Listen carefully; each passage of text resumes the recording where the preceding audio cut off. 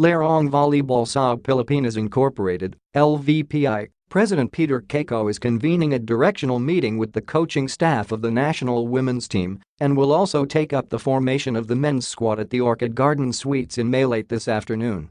Joining Cayco in the meeting are LVPI Secretary General Ariel Paredes and LVPI Vice President Joey Romasanta.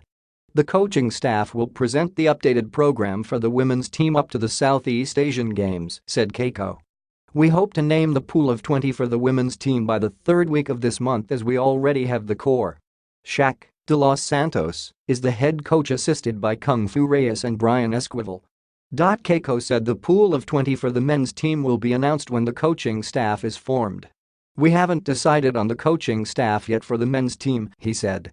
Those being considered are Sammy Acaylar, Almadro, Sherwin, Meneses and Maki Carino, but not limited to these guys as some more names may crop up during our meeting. While it appears that the women's team will once again train in Okayama, Cayco said no camp has been considered for the men at the moment as everything will depend on the coaching staff. With the Philippines hosting the next SEA Games late this year, Cayco said he's optimistic of a podium finish for both men and women. The Philippines has failed to bring home a medal in volleyball in the last 6 SEA Games. The men's and women's teams did not participate in volleyball in 4 of the last 6 SEA Games. Cayco said it's his dream to cinch the tournament schedules of the NCAA, PSL and PVL so that the national teams for men and women are given priority in training and competition. Right now, the PSL and collegiate leagues are cinched with the LVPI schedule, but we're still working on cinching with the PVL. Romasanta said in Thailand, the national teams for men and women are given 2 months to train without interference from clubs or schools. 2 months before a competition, everything stops in Thailand for the national teams, he said.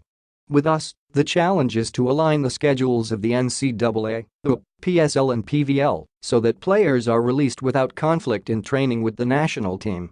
The situation is similar to what's happening between the PBA and SPP. It's a matter of getting the schedules ahead so they can be cinched.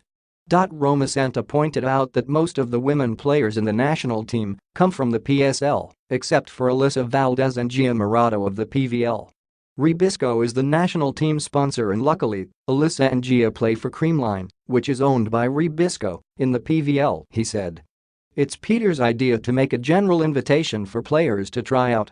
We want to open participation for the national team to everyone. But it's important to cinch our schedules. We've had a situation before where a player practices thrice for different teams in a day, so you can imagine the burnout factor. Romasanta said training in Okayama has been a positive for the women's squad. Our players are like honorary citizens in Okayama, he said. That's where the Seagulls Club is based, so we get to practice with a Premier League Division I team.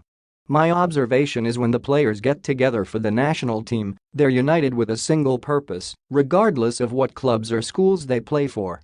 In Okayama, they bond and work as a family, like sisters. We hope to maintain the camaraderie all the way to the SEA Games and beyond.